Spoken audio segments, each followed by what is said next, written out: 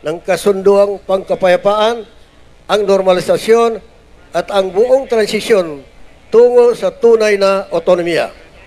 Baka masayang ang lahat. Tayo ay nasa isang kritikal na yugto ng ating kasaysayan. May 4 na options tayo. Yalimanan niya na kaumataro sa maya sa peligro abuner at timpo. Patiman sa maya ikapamilian tanong. Patiman ikapamilian tanong. Nanyabi pa pasabutan namin sa kanong manakla.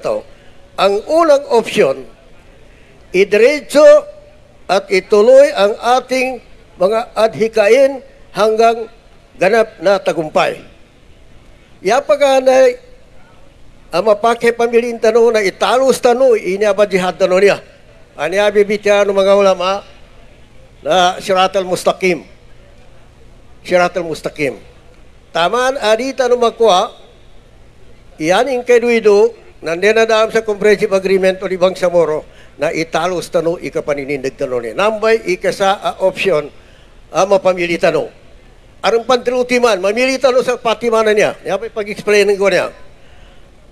Pangalawang option, kumanan tayo at maging papit ng gobyerno. Sunod-sunuran sa kanilang gusto. Yan mana, siya tanong sumibay sa kawanan. Na, yay, kapag sa kapasibay sa kawanan, sumrender ta sa gobyerno ng Pilipinas. Ataw katabya, magkasaputabya, na noy kiyo nga gobyerno ng Pilipinas, na nakaliw ka no agreement ng gobyerno gusto MLF na ulutan tanong. Nangyabay kadwa niya option. Na pamili ka no, naamba na pagana ito ikadwa niya. Ano ikatlo? Ang pangatlo, kumaliwa ang ating mga kasama at sumama sa mga pwersang naghahatsik ng karahasan at ekstremismo. Ulitan o tuntuan ni diritsuanan, nabi bidalaw na Sirat al-Mustaqim, lala na jihad, na di tanong kuhanin niya sa kawanan niya, jurender tano, atau yata nun unutan di kiyo nga gobyerno ng Pilipinas, apya pagkasulang karubang sa moro organic law, na ya ikatlo na siya ato sa biwang. Gimana na biwang? Ya biwang na niya, tanong unutan na Abu Sayyaf, BIFF, Jamaah Islamiyah, lango na diyan nagkasuko ng mga tao. Nambay katlo. Ang pangapat, nahayaan natin matahak tayong pababa at magapi ang MILF. Yaman na ikapatan niya na paatras. Paatras. Sunakwata rin na katinginin sa baba. Ang example niyan, nakuha na natin ang sulo kasama na sa BARM. Bakit nawala pa yan sa atin? Yan ang pang-apat. Paatras yan. Kaya pumili tayo doon sa 4. Diretso, tatahakin natin. Kakanan tayo, kakaliwa tayo, o pababa tayo. Hindi, pamiliin tayo sa patimanan to. Diretso. Nakatuntay ata, no? Okay, sukran. Ang ating mga desisyon ngayon ay huhubog sa kinabukasan na susunod na henerasyon ng Bangsamoro.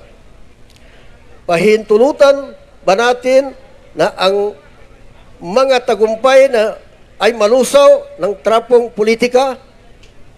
O tayo ba ay tatayo magkaisa sa isang bandila at isakatuparan ang ating sama-samang pangarap? Ang aming armadong pakikibaka ay hindi para sa digmaan. Ito ay para sa katarungan, para sa karapatan ng Bangsamoro na mamuhay na may dignidad ayon sa aming pananampalataya, pagkakakilanlan at mga mithiin. Ang mga salitang ito ay hindi lamang para sa mga panahon ng digmaan. Ginabayan din tayo nito sa panahong ito na ang laban ay nasa balota na at ang sandata ay ang pasya ng taong bayan. Mga kapatid, ang ating mamamayan ay nakamasid. Ang buong bansang Pilipinas ay nakamasid. Ang kasaysayan ay naghihintay. Yay manay niya, sa kanua mga luso namin sa tiyan, babay mama, sa marakra tao, na sa maya pudulikan tanong ng marakra tao. Undo tanong sa patimanan to. Ganat niya mo pudulik sa kita nito ni sa ingaran niya, kapiaso intiro Pilipinas, na pudulikan tanong sa maya. Na apian ng ininggal magkanta ng apian ng desisyon tanong na namin makasulat sa tarisya tanong. Upama.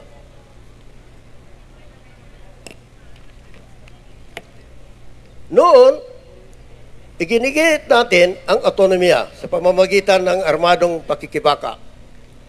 Ngayon, kailangan natin itong ipagtanggol sa pamamagitan ng eleksyon o democratic struggle. Noon, ipinaglaban natin ang karapatan sa sariling pamumuno.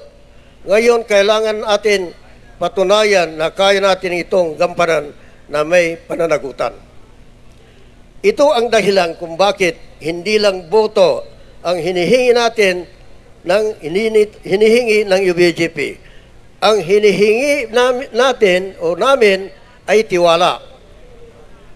Paninindigan, pananampalataya at ating simulan ay ating matapos ng sama-sama. Alamin natin, hindi madali ang hamon. Iya ba problema ko matanong na kanamal mo, malaganamanal. Ang pagbabagong gusto natin na makamit ay para sa isang rehiyong dekadang na isang tabi at winasak ng gera ay hindi kayang gawin ng isang gabi. Ngunit, higit pa diyan ang ating dinaanan at tayo ay nananatili. Naririto tayo, hindi dahil tayo ay perpekto. Narito tayo dahil tayo ay handang managot. Hindi tayo narito upang mangingibabaw. Narito tayo upang maglingkod. At kami handang makinig, matuto, at mamuno ng may kababaang loob. Maging malinaw tayo. Ang halalang ito ay hindi lang tungkol sa pag-upo sa pwesto. Ito ay tungkol sa pagtatag na matibay na pundasyon ng bagong Bangsamoro. Ito ay tungkol sa pagpapakita sa sambayan ng Pilipino na ang landas ng kapayapaan ay gumagana. Na ang Bangsamoro ay kayang pamunuan ng sarili at maging katuwang sa kapayapaan at kaunlaran ng buong bansa. Sa mga nakakatanda, yamanan na nakakatanda sa mga matwa, may abasal kami niya. Supaya di pun bedali matwa, yan ang ginawa. Yaran po bedalwa sa paras. Kada mana wata na tatawa, pengen ko galinyanan ka. Matwa pa na pengen ko ng itong kasakti na ako nagkaroon. Sa mga nakakatanda, sa mga mujahidin, sa mga ina at ama ng revolusyon, pinararangalan namin kayo sa pagpapatuloy ng mga binhing inyo ng itinanim upang mamunga ng dagal at kapayapaan. At sa lahat ng ating taga-suporta, languno, mula sa iba't ibang tribo, isla at henerasyon, magkaisa po tayo. Isang kilusan, isang pakikibaka, isang Bangsamoro.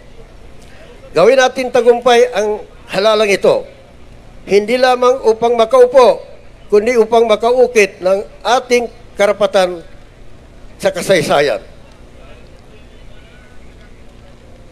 Naway, gabayan tayo ni Allah sa bagong yugto ng ating paglalakbay. Naway pagpalain niya ang ating pagkakaisa. Linisin ang ating layunin at patatagin ang ating paninindigan. Wassalamualaikum warahmatullahi wabarakatuh.